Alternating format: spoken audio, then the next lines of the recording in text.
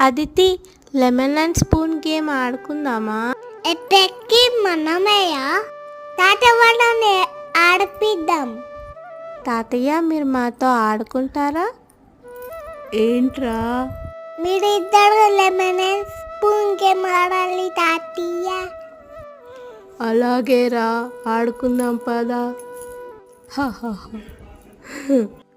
ఆహా, ఆ వేణుగానం ఎంత బాగుందో. తాతయ్య నీ స్పూన్ పడిపోయింది. సారీ అమ్మా. కృష్ణ నువ్వేదో చేసావు.